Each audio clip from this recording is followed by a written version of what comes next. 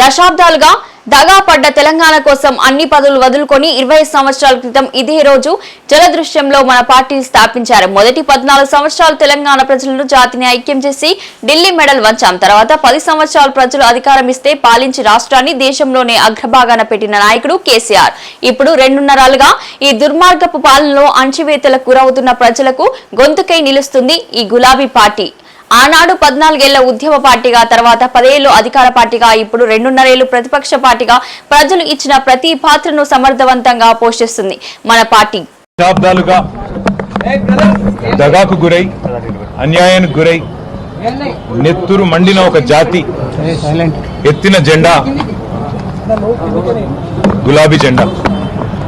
సరిగ్గా 25 సంవత్సరాల కిందట త్యాగాల పునాదుల మీద ఆనాడు తనకు అప్పుడున్న పార్టీ ద్వారా సంక్రమించిన డిప్యూటీ స్పీకర్ పదవికి, శాసన సభ్యత్వానికి, అట్లాగే పార్టీలోని రాష్ట్ర బాధ్యతలకు అన్నిటికీ కూడా గుడ్ బై చెప్పి తెలంగాణ రాష్ట్రం ఏర్పడితేనే ఒక స్వీయ రాజకీయ శక్తిగా తెలంగాణ ప్రజలు ఎదిగితేనే ఈ ప్రాంత సమస్యలకి చరమగీతం పాడొచ్చు, శాశ్వతంగా ఈ ప్రాంతం గతంలో ఏదైతే సిరి సంపదలతో తొలతూగిందో అట్లా మళ్లీ ఉద్భవించవచ్చు అనే ఆలోచనతో పెద్దలు కేసీఆర్ గారు ఆనాడు 25 వసంతాల కిందట పార్టీని ఏర్పాటు చేసి కొండా లక్ష్మణ్ బాపూజీ గారు ఇచ్చిన ఆశ్రయం జలదృశ్యంలో జెండా ఎత్తిన విషయం మీకు తెలుసు.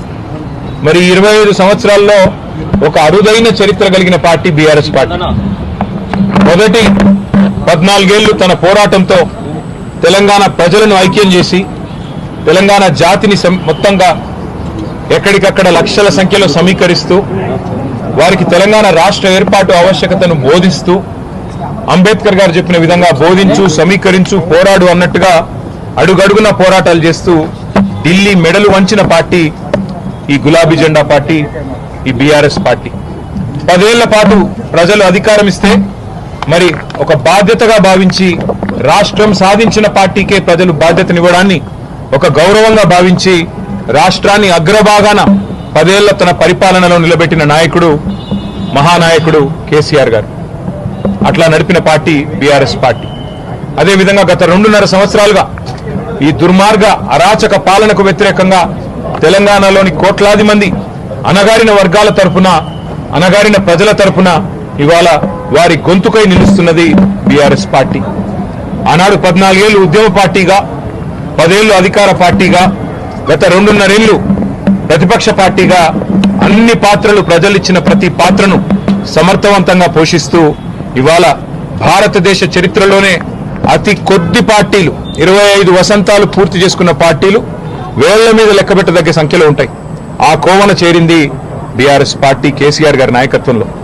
మళ్ళీ ఒకసారి ఈరోజు పునరంకితం అవుతున్నాం.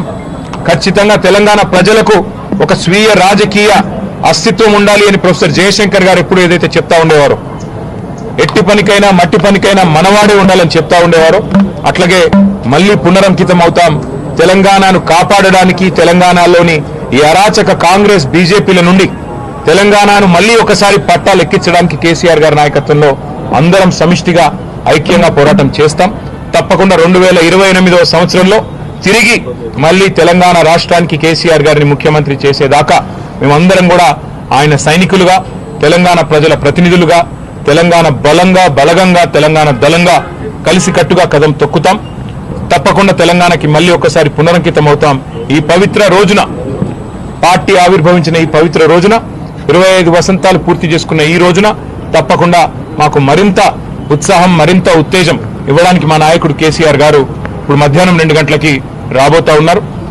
వారి రాక కోసం, వారి దిశానిర్దేశం కోసం తెలంగాణలోని లక్షలాది మంది గులాబీ దండు ఎదురు చూస్తా ఉన్నారు. ఈ సందర్భంగా వారికి కూడా నేను హృదయపూర్వకంగా 25 ఏళ్లుగా ఎత్తిన జెండా దించకుండా పోరాడుతున్న ప్రతి కార్యకర్తకి, ప్రతి నాయకుడికి, ప్రతి అభిమానికి, ప్రతి కేసీఆర్ సోదరుడికి, సోదరికి, సోషల్ మీడియాలో కూడా మా తరపున ఉధృతంగా పనిచేస్తున్న సోషల్ మీడియా వారియర్లకు, మాకు అండగా నిలబడ్డ జర్నలిస్టు మిత్రులకు, కవులు, కళాకారులకు, ఉద్యమంలో మొదటి నుండి ఆయువు పట్టుగా నిలిచిన మా విద్యార్థి సోదరులకు, అట్లాగే తెలంగాణ సాధనలో కీలకంగా పనిచేసిన ఉద్యోగులకి, అట్లాగే తెలంగాణ సాధనలో కీలకంగా పనిచేసిన మా న్యాయవాద మిత్రులకి, ప్రతి వర్గానికి, సబ్బండ వర్గాలకు, సకల జనులకు శిరస్సు వంచి ఇవాళ తెలంగాణ సాధనకు తోడ్పడ్డ ప్రతి ఒక్కరికి, కేసీఆర్ గారితో నడిచిన ప్రతి ఒక్కరికి హృదయపూర్వక వినమ్ర ధన్యవాదాలు తెలియజేసుకుంటూ ఈ సందర్భంగా మళ్ళీ పునరంకితం అవుతూ పునరుత్తేజంతో ముందుకు పోతామని తెలియజేస్తాం.